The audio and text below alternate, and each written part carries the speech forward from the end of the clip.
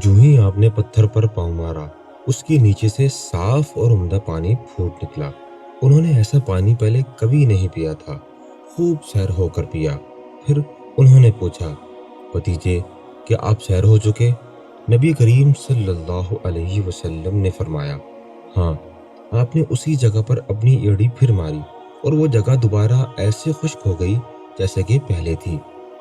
हुजूर नबी करीम सल्लल्लाहु अलैहि वसल्लम चंद साल अपने दूसरे चचा जुबैर बिन अब्दुल मुत्तलिब के साथ भी रहे। उस जमाने में एक मर्तबा हुजूर सल्लल्लाहु अलैहि वसल्लम अपने उन चचा के साथ एक काफिले में यमन तशरीफ ले गए। रास्ते में एक वादी से गुजर हुआ। उस वादी में एक सरकश ऊंट रहता था। गुजरने वालों का रास्ता रोक लेता था, मगर यूं ही उसने नबी करीम सल्लल्लाहु अलैहि वसल्लम को देखा तो फौरन बैठ गया और जमीन से अपनी छाती रगड़ने लगा। आप अपने ऊंट से उतरकर उस पर सवार हो गए। अब वो ऊंट आपको लेकर चला और वादी के पार तक ले गया। उसके बाद आपने उस ऊंट को छोड़ दिया। ये काफिला जब सफर से वापस लौटा तो एक ऐसी वादी से उसका गुजर हुआ जो तूफानी पानी से भरी हुई थी। पानी मौजे मार रहा था। ये देखकर आपने काफिले वालों से फरमाया, मेरे पीछे पीछे आओ। फिर आप इत्मीनान से वादी में दाखिल हो गए। बाकी लोग भी आपके पीछे थे। अल्लाह ताला ने अपनी कुदरत से पानी खुश्क कर दिया और आप पूरे काफिले को लिए पार हो गए। काफिला मक्का पहुंचा तो लोगों ने ये हैरतनाक वाकयात बयान किए। लोग सुनकर बोल उठे, इस लड़के की तो कुछ शान ही निराली है। इब्न शाम लिखते हैं, बनु लहब का एक शख्स बहुत बड़ा क़ियाफ़ा शनास था, यानी लोगों की शक्ल सूरत को देखकर उनके हालात और मुस्तकबिल के बारे में अंदाजे लगाया करता था। मक्का आता तो लोग अपने बच्चों को उसके पास लाते। वो उन्हें देख देख कर उनके बारे में बताता था। एक बार ये आया तो अबू तालिब आपको भी उसके पास ले गए और उस वक्त आप अभी नौमर लड़के ही थे। क़ियाफ़ा शनास ने आपको एक नज़र देखा, फिर दूसरे बच्चों को देखने लगा। फारिग होने के बाद उसने कहा, उस लड़के को मेरे पास लाओ। अबू तालिब ने यह बात महसूस कर ली थी कि क़ियाफ़ा शनास ने उनके भतीजे को अजीब नज़रों से देखा है, लिहाजा वो आपको लेकर वहां से निकल आए थे। जब क़ियाफ़ा शनास को मालूम हुआ कि आप वहां मौजूद नहीं तो वो चीखने लगा, तुम्हारा बुरा हो, उस लड़के को मेरे पास लाओ जिसे मैंने अभी देखा है। अल्लाह की कसम, वो बड़ी शान वाला है। अबू तालिब ने निकलते हुए उसके ये अल्फाज सुन लिए थे। अबू तालिब ने तिजारत की गरज से शाम जाने का इरादा किया। नबी करीम सल्लल्लाहु अलैहि वसल्लम ने भी साथ जाने का शौक जाहिर फरमाया। बाज़ रिवायत में आया है कि आपने जाने के लिए ख़ास तौर पर फरमाइश की। अबू तालिब ने आपका शौक देखकर कहा, अल्लाह की कसम, मैं इसे साथ ज़रूर ले जाऊंगा। न ये कभी मुझसे जुदा हो सकता है, न मैं इसे कभी अपने से जुदा कर सकता हूँ। एक रिवायत में यूं आया है, आपने अबू तालिब की ऊँटनी की लगाम पकड़ ली और फरमाया, चचा जान, आप मुझे किसके पास छोड़े जा रहे हैं? मेरी ना माँ है न बाप। उस वक्त आपकी उम्र 9 साल थी। आखिर अबू तालिब आपको साथ लेकर रवाना हुए। आपको अपनी ऊँटनी पर बिठाया। रास्ते में ईसाइयों की एक इबादत गाह के पास ठहरे। खानका के राहिब ने नबी करीम सल्लल्लाहु अलैहि वसल्लम को देखा तो चौंक उठा। उसने अबू तालिब से पूछा, ये लड़का तुम्हारा कौन है? उन्होंने जवाब दिया, मेरा बेटा है। ये सुनकर राहिब ने कहा, ये तुम्हारा बेटा नहीं हो सकता। ये सुनकर अबू तालिब बहुत हैरान हुए और बोले, क्या मतलब? ये क्यों मेरा बेटा नहीं हो सकता? उसने कहा, ये मुमकिन नहीं, इस लड़के का बाप जिंदा हो, ये नबी है। मतलब ये था कि इनमें जो निशानियां हैं वो दुनिया के आखिरी नबी की हैं। उनकी एक अलामत यह है कि वो यतीम होंगे।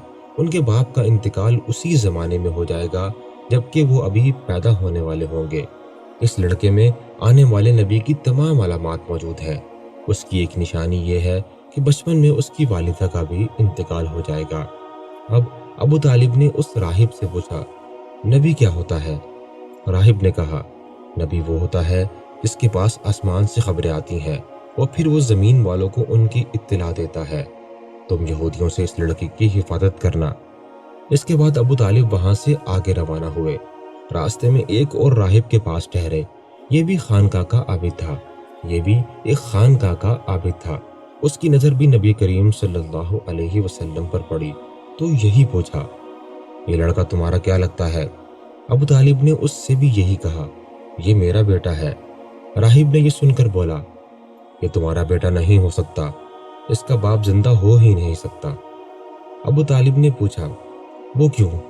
راہب نے جواب میں کہا، اس لیے کہ اس کا چہرہ نبی کا چہرہ ہے، اس کی آنکھیں ایک نبی کی آنکھیں ہیں، یعنی اس نبی جیسی جو آخری امت کے لیے بھیجے جانے والے ہیں۔ ان کی علامات پرانی آسمانی کتابوں میں موجود ہے۔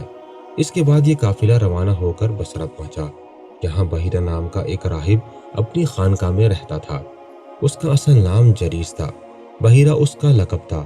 وہ بہت زبردست عالم تھا۔ حضرت عیسیٰ علیہ السلام کے زمانے سے اس خانقاہ کا راہب نسل در نسل یہ عالم فاضل خاندان ہی چلا رہا تھا۔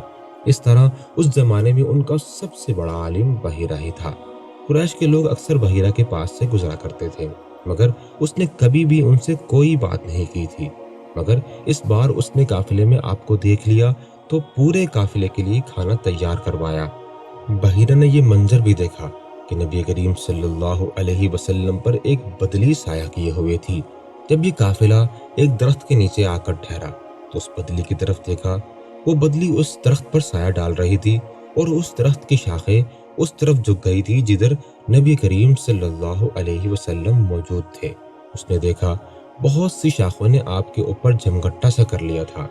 اصل میں ہوا یہ تھا کہ جب نبی کریم صلی اللہ علیہ وسلم اس درخت کے پاس پہنچے تو قافلے کے لوگ پہلے ہی سایہ دار جگہ پر قبضہ کر چکے تھے۔ اب آپ کے لیے کوئی سایہ دار جگہ نہیں بچی تھی۔ چنانچہ جب آپ دھوپ میں بیٹھے تو شاخوں نے اپنا رخ تبدیل کر لیا اور آپ کے اوپر جمع ہو گئی۔ اس طرح آپ مکمل طور پر سائے میں ہو گئے۔ بحیرہ نے یہ منظر صاف دیکھا تھا۔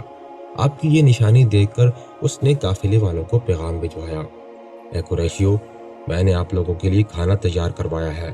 میری خواہش ہے کہ آپ تمام لوگ کھانا کھانے آئیں، یعنی بچے، بوڑھے اور غلام سب آئیں۔ بحیرہ کا یہ پیغام سن کر قافلے میں سے ایک نے کہا، اے بحیرہ، آج تو آپ ایک نیا کام کر رہے ہیں۔ ہم تو اکثر اس راستے سے گزرتے ہیں، آپ نے کبھی دعوت کا انتظام نہیں کیا، پھر آج کیا بات ہے؟ بحیرہ نے انہیں صرف اتنا جواب دیا، تم نے ٹھیک کہا، لیکن بس آپ لوگ مہمان ہیں اور مہمان کا اکرام کرنا بہت اچھی بات ہے۔